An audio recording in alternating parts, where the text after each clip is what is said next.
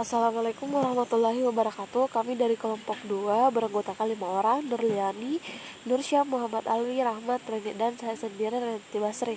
Nah, di sini kami akan menjelaskan tentang laporan jejaring komunikasi bisnis, yang ini judulnya itu studi kasus pada Udin Nurmadina, Desa Boto, Kecamatan Capalagian. Nah, adapun latar belakang dari Udin Nurmadina ini adalah usaha Udin Nurmadina adalah usaha dagang yang bergerak di bidang industri pengolahan dan penjualan padi beras.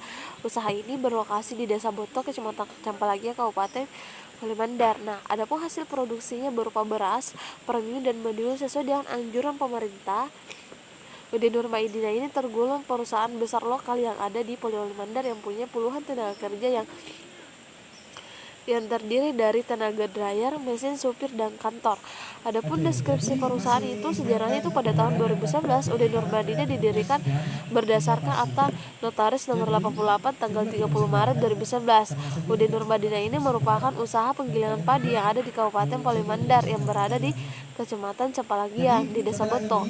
Nah, untuk mendirikan usaha ini, Haji Sabarudin mengajukan pinjaman modal di bank sebanyak 3,5 miliar, tetapi pihak bank hanya memberi batas peminjaman sebanyak 1,5 miliar, sehingga membuat Bapak Sabarudin kebingungan. Di samping itu, industri Bapak Sabarudin ini yang keberatan karena dia meminjam uang dan menjaminkan sertifikat tanah, tapi Bapak Sabarudin tidak putus asa. Beliau menggunakan tabungan serta bekerja keras sebagai supir untuk melengkapi modal yang nanti akan ditanamkan pada pembangunan perindustrian usaha UD Nurmadina ini.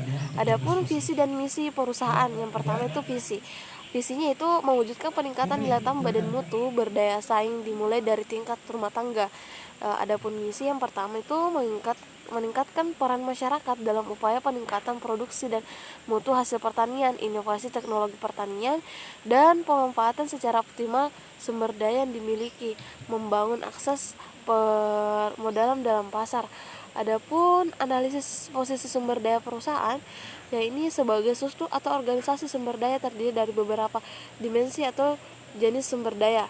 Dalam suatu perusahaan harus dapat mengalokasikan sejumlah sumber daya yang memberikan input dan menghasilkan output yang menguntungkan secara berkesinambungan. Nah, posisi usaha ini adalah kekuatan sumber daya dimiliki suatu usaha. Analisisnya mengenai sumber daya dari suatu usaha yang akan datang atau telah dilakukan dengan cara memperkirakan segala sesuatu yang dapat dimanfaatkan untuk dapat mendukung usaha. Nah, adapun analisa sumber daya perusahaan dan posisinya dalam persaingan merupakan satu hal yang perlu dilakukan dalam pengembangan strategi menggunakan RBF atau Resource Based View. Pada tataran vertikal, analisa diawali dengan mempertanyakan seberapa baik strategi yang ada, kemudian melakukan identifikasi terhadap kekuatan dan kelemahan sumber daya perusahaan. Langkah berikutnya itu mengevaluasi apakah harga produk atau jasa biaya sudah unggul dari para pesaing. Ketiga langkah tersebut tadi kemudian digunakan untuk menganalisis apakah perusahaan lebih kuat atau lebih lemah dari para pesaing. Nah, selanjutnya akan dijelaskan oleh teman saya, Nursyah. Baik, materi selanjutnya adalah sumber daya lahan dan bangunan.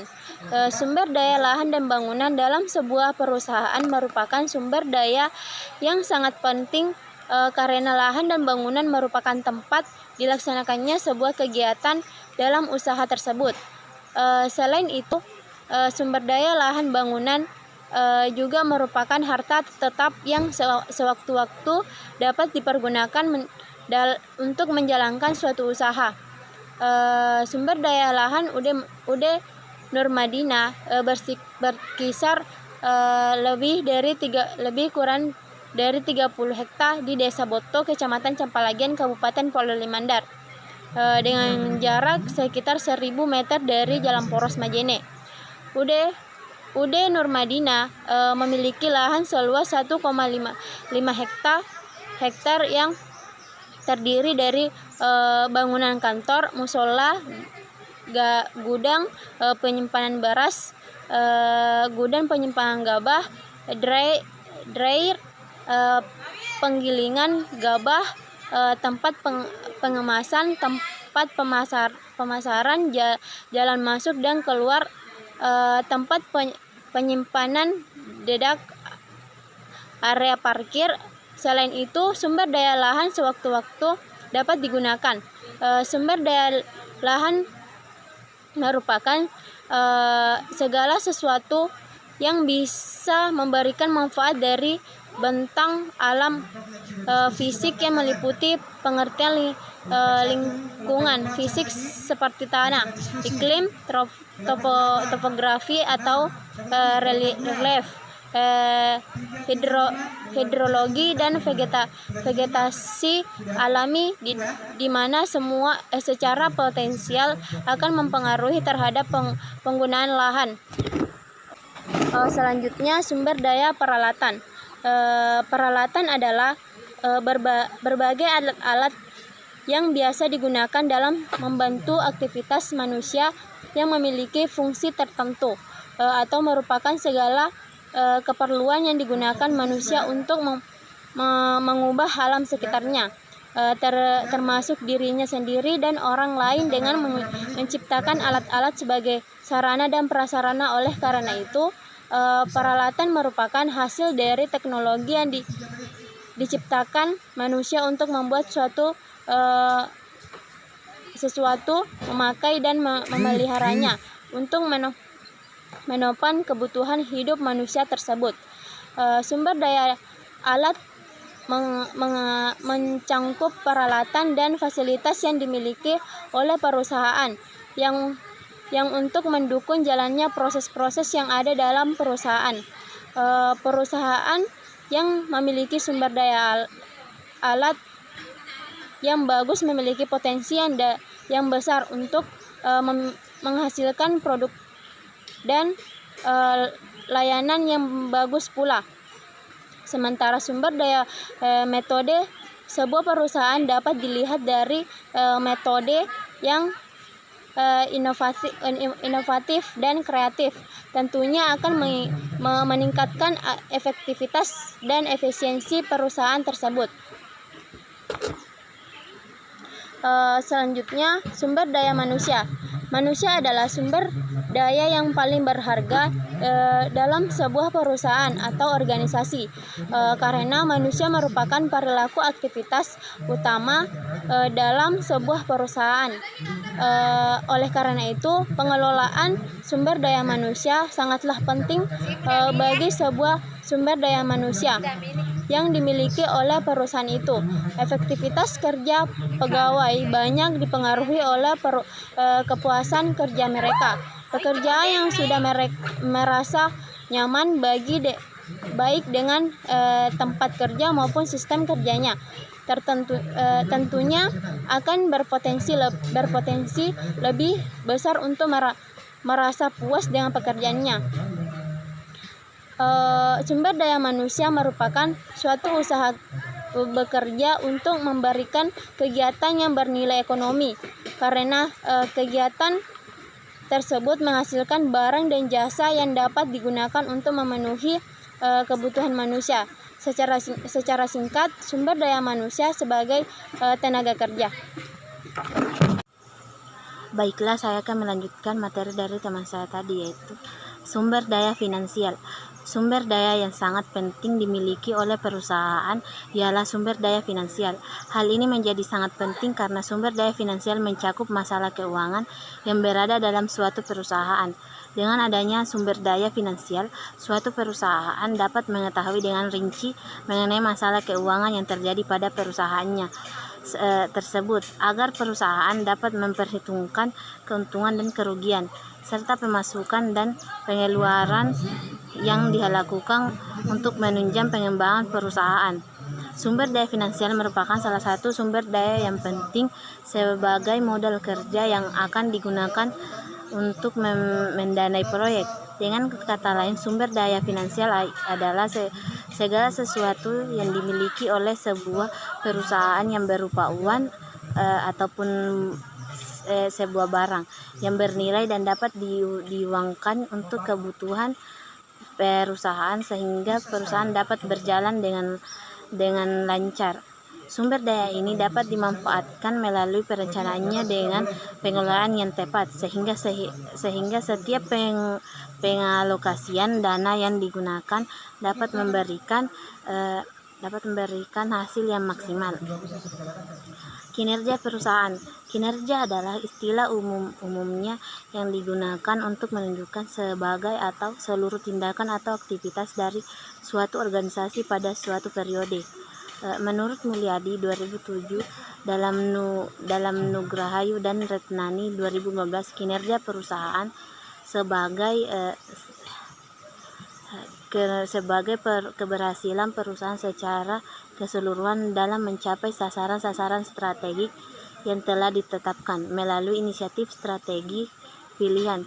Kinerja perusahaan diartikan sebagai kemampuan perusahaan untuk meraih tujuannya melalui pemakaian sumber daya secara efisien dan efektif, dan menggambarkan seberapa jauh suatu perusahaan, performance dan kinerja organisasi lain dengan kinerja organisasi lain benchmarking, serta sampai seberapa jauh meraih tujuan dan target yang telah ditetapkan. Kinerja perusahaan adalah suatu tampilan keadaan secara utuh atas perusahaan selama periode waktu tertentu, merupakan hasil atau prestasi yang dipengaruhi sumber daya yang dimiliki. Kinerja merupakan suatu istilah